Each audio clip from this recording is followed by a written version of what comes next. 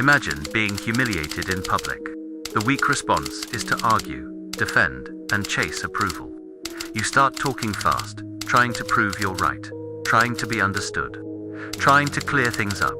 And in doing that, you reinforce the attacker's dominance, because now the room watches you plead. You can live like the world is a test, where good behavior earns a passing grade. Or you can notice what's actually happening. Every room is a battlefield of perception. The loud don't always lead. The wise don't always rise. The kind don't always win. The ones who climb are the ones who understand the psychology underneath everything, the rules nobody announces, the influence that moves people before logic even arrives. If that sounds cynical, it's because reality rarely introduces itself politely. It just keeps happening until you either learn the pattern or keep repeating the same mistake with different people. Most people never see that hidden layer. They still believe effort is enough, that competence speaks for itself, that fairness eventually balances the scales. It's comforting, and it's exactly why so many capable people stay invisible while less capable people collect the spotlight. The world isn't neutral. It rewards presence, not purity, position, not intention, strategy, not hope. And the brutal part is this: you can be right and still lose. You can be talented and still get ignored. You can be a good person and still be treated like you're optional. Not because you're unlucky, but because you never learned how influence actually moves. 5 centuries ago, Niccolo Machiavelli described this with cold clarity. If you don't understand how people work, you don't get to lead. You get led. You get used. You get shaped by someone else's agenda. He didn't write for idealists. He wrote for people who wanted to stop being surprised by human behavior. And the game is always running. At work, in friendships and relationships, in every room where someone wants something and doesn't want to ask for it honestly. Once you see that, you can't unsee it. You lose the comfort of blaming the world, but you gain something more valuable: control. I had to learn this the hard way. For years, I was the good one, reliable, responsible, the person who did what they promised and showed up when others disappeared. I did everything right and still watched mediocrity get rewarded. I worked harder, stayed later, delivered more, and the opportunities kept drifting toward people who weren't better, just louder. People who weren't more competent, just more socially aggressive. People who could sell confidence even when they had nothing substantial behind it. That's when the illusion cracked. The world doesn't consistently reward intelligence. It rewards presence. It doesn't automatically admire a good heart. It respects the person who understands human nature and uses it. That realization hurts, but it also removes the blindfold. So let's bury the first lie. Life will be fair to you if you're fair to everyone. Fairness is a social agreement. It collapses the moment you deal with someone who benefits from breaking it. While you wait for equal treatment, someone faster takes what you hesitate to claim. While you hope for reciprocity, someone uses your predictability against you. While you try to be understanding, someone quietly trains you to accept less. Look at your own life. How many times did you respect someone who didn't return it? How many times did you give, then got treated like you were annoying for needing anything back? How many times did you wait your turn while someone cut the line with zero shame? That isn't bad luck. That's conditioning. You were trained to lose politely. Here's what actually creates influence: boundaries backed by reality. Half measures don't earn respect. They invite more testing. Nice limits delivered to aggressive people don't create peace. They create a target. When someone disrespects you, the worst move is to beg for understanding, over-explain your feelings, or try to negotiate your dignity. That turns the moment into a courtroom where you're presenting evidence to a person who doesn't care about evidence. Remember, this isn't a courtroom. It's an arena. In arenas, explanations don't win. Consequences win. That doesn't mean being cruel. It means you stop relying on words when the other person only responds to outcomes. And don't confuse ruthless with emotional chaos. Real ruthlessness is discipline. Cold, steady, calculated. Emotion is data, not command. Reactive people are predictable. Predictable people are manipulable. Every time someone can pull you off center, they can steer you. This is why emotional discipline is terrifying to unstable people. They can't control you with guilt. They can't bait you with insults. They can't hook you with drama. They throw a grenade and you don't jump on it. You just watch where it lands, then decide what it costs them. That's not being heartless. That's refusing to be programmable. Imagine being humiliated in public.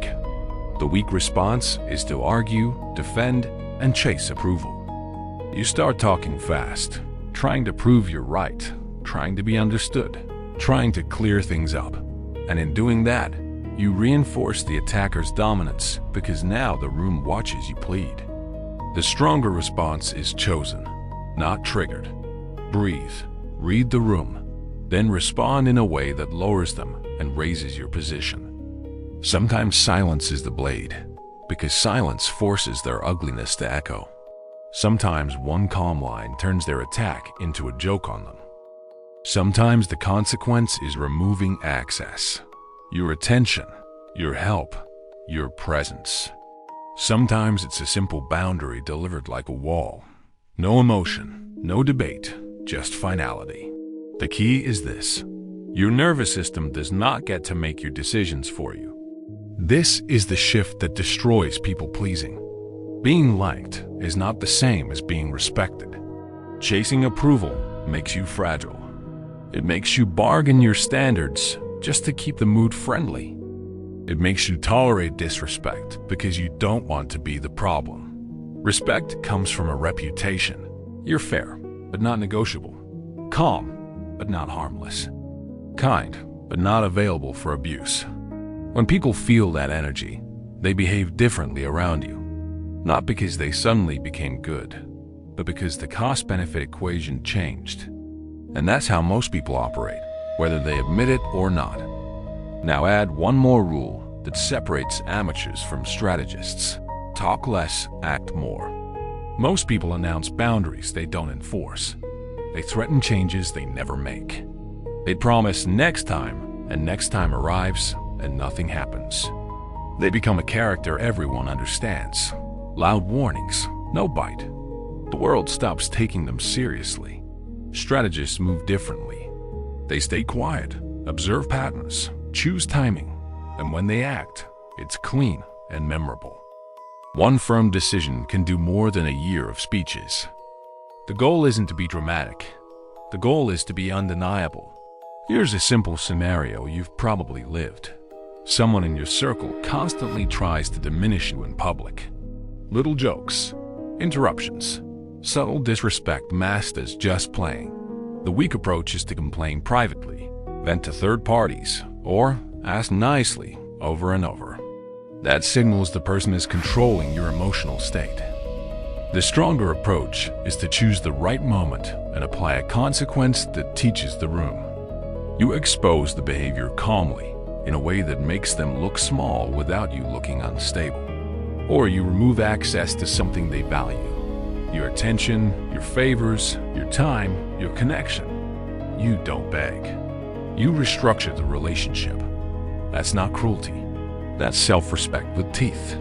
Now we reach one of the most refined weapons, perception. People don't have time to audit your intentions.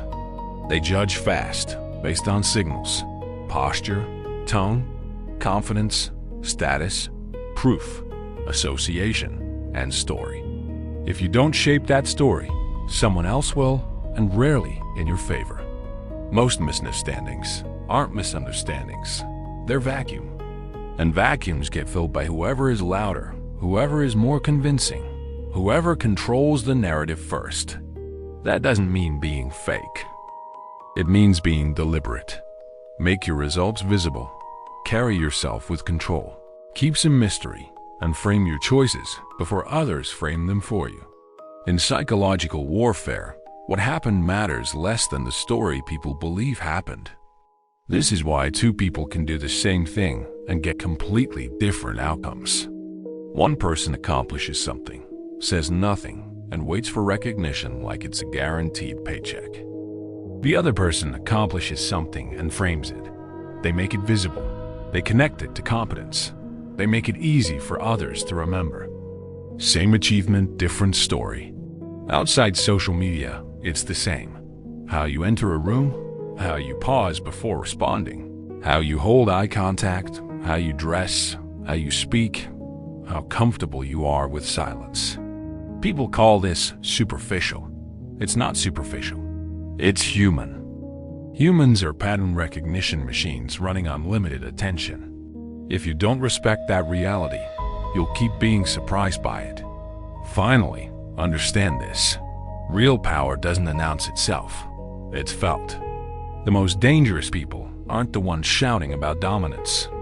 They're the ones operating quietly, watching patterns, calculating timing, letting others reveal themselves, then moving with precision. They don't need to say, "I'm important." Their presence does it for them. They don't need constant conflict. They create an atmosphere where conflict is expensive. They don't chase attention. They build inevitability.